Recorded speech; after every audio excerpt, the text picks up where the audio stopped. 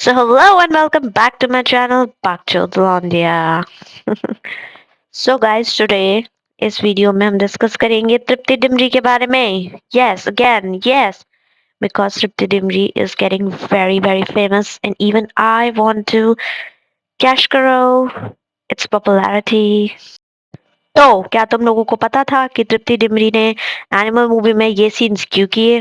तुम्हें नहीं पता होगा क्योंकि तुम लोगों में इतना दिमाग ही नहीं है. ठीक है, ओके.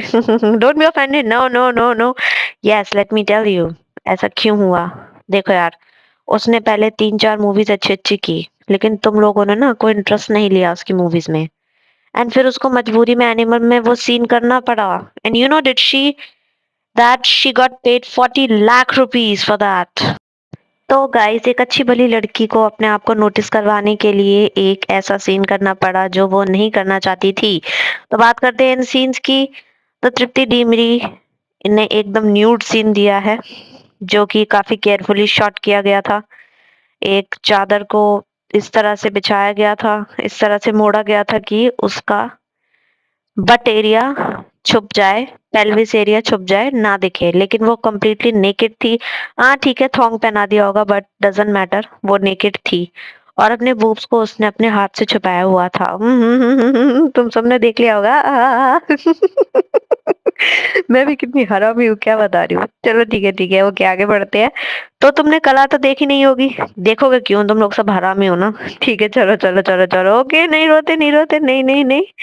ठीक है. तो कला में भी उसने एक ब्लो जॉब वाला सीन दिया था. उस सीन के लिए भाई वो छत में गई थी डायरेक्टर के पास, वो गाना नहीं गा पा रही थी, तो डायरेक्टर ने उसको कुछ बोला, उसने वो चीज की. उसके बाद वो गाना गा पाई नीचे आके, क्योंकि ब्लो जॉब देने से उसका गला खुल गया था. ओह, ब्लो जॉब से गला खुल जाता है. ओके, जी. Oh no. No, I am just being naughty. Okay.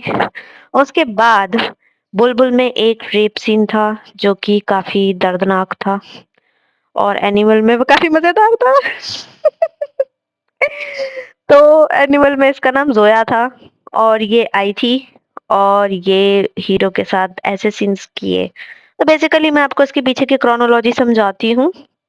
Basically तृप्ति डिमरी को क्रश है रणबीर कपूर पे, और उसने सोचा कि अपना पहला बोल्ड सीन मुझे रणबीर के साथ ही करना चाहिए, बिकॉज मेरी ख्वाहिश भी पूरी हो जाएगी और अनकंफर्टेबल भी नहीं लगेगा, क्योंकि Ranbir will think like, oh she is my fan, let's do it very gently. Yes Ranbir. अभी तो और सुनो, अभी खत्म नहीं हुआ. तो ठीक है, तृप्ति डिमरी ने जब ये सीन्स किए तो उसने बताया कि सेट पर सिर्फ 4 लोग मौजूद थे, और रणबीर हर बार सीन करने के बाद उनसे पूछते थे, क्या तुम ठीक हो, are you all right. Oh my god. अबे, जिसको 40 लाख रुपए मिल रहे हैं वो तो ऑल राइट ही है ना, और इतनी बड़ी मूवी में अपने आप को शो करने का मौका मिल रहा है ताकि पूरी दुनिया उस पर सिम्प करे, उसको और मूवीज मिले. अब देखो, इसके पास एक धर्मा प्रोडक्शन की नई मूवी आ गई है, विक्की कौशल वाली. अब लोग क्या कह रहे थे पता है कमेंट्स में, कि बेचारे विक्की को हर चीज रणबीर के बाद ही मिलती है. कितने लोग समझ गए. अरे वो कैटरीना कैफ की बात कर रहे थे. मींस कैटरीना कैफ भी पहले रणबीर को मिली, फिर विक्की को मिली, फिर तृप्ति भी रणबीर को मिली, फिर विक्की को मिली. तो कोई बात नहीं ना, कुछ नहीं होता. तो तृप्ति डिमरी ने एक चीज और बताई कि इस मूवी के जो सीन्स थे उनके पेरेंट्स ने भी देखे. जी हाँ, और उन्होंने चप्पल से मारा तृप्ति को, वही हॉल में. अरे नहीं भाई, इतने पैसे वाली लड़की को चप्पल से नहीं मारता कोई, वरना वो पैसे नहीं देगी. क्या खाएंगे उसके पेरेंट्स.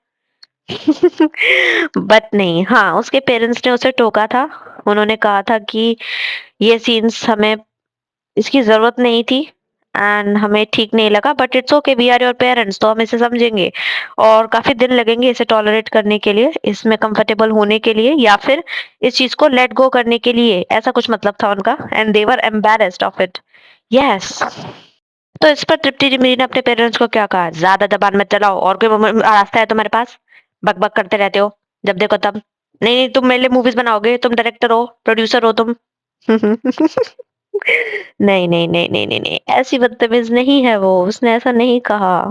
तो उसने अपने पेरेंट्स को कहा, as long as I am comfortable, I don't see a problem in to it. या क्योंकि उसको पैसे मिल रहे हैं और पैसे किसे बुरे लगते हैं? वैसे भी आजकल यही सब करना पड़ेगा बॉलीवुड में। आई डोंट अंडरस्टैंड कि वो इतनी लेट क्यों शुरू हुई। उससे 2018 में ही एक तड़कती-भड़कती पिक्चर लेनी चाहिए थी। मस्त एक्टिंग करनी चाहिए थी। बट वो क्या है ना, उस बेचारी का नंबर नहीं आया क्योंकि स्टार किड्स बहुत सारे हैं। 2018 में तो जाह्नवी भी लॉन्च हुई थी। अगर तृप्ति डिमरी को धड़क में लिया जाता तो मस्त एक्टिंग करती। I can assure you. तो उस संदीप वांगा रेड्डी ने तो रश्मिका मंदाना के कपड़े भी उतरवा दिए। तो तुम क्या चीज हो तृप्ति डिमरी, 40 लाख फ्री के दे दे तुम्हें। ओ एनिमल में सेक्सी सीन्स करने के बाद तृप्ति डिमरी बन गई रातों रात नेशनल क्रश ऑफ इंडिया। और हर किसी ने हॉल में बैठे बैठे ही तृप्ति डिमरी का इंस्टाग्राम अकाउंट चेकआउट कर लिया। देखो कितनी फास्ट पेस ग्रोथ हुई। सिर्फ एक चैनल, सिर्फ एक शो, सॉरी आई मीन सिर्फ एक सीन करने से। यस, स्पीडी ग्रोथ यो। तो गाइस मुझे तो बहुत अच्छे लगे तृप्ति डिमरी के वो सीन्स, हालांकि और बेहतर हो सकते थे। आई मीन और ज्यादा सेक्सी हो सकते थे। But yeah it was very nice to see Tripti. तो गाइस तृप्ति डिमरी ने रश्मिका मंदाना को वर्ल्ड सॉरी नेशनल क्रश की पोजीशन से हटा दिया और एनिमल मूवी की सारी लाइमलाइट रश्मिका से छीन कर अपने कब्जे में कर ली और बन बैठी भाभी टू। और तो और बंदी ने अपने बॉयफ्रेंड को भी छोड़ दिया। जब उनसे पूछा गया कि आपका रिलेशनशिप स्टेटस क्या है तो she said that ship has already been sold. Wow Tripti, पैसों के लिए बंदे को भी लात मार दो। तो चलो खैर गाइस, ये सब तो होता रहेगा, उसकी मर्जी, वो जो भी करे। तो आप लोग बताइए आपको सीन्स कैसे लगे और तृप्ति का किरदार आपको एक्साइट किया या नहीं।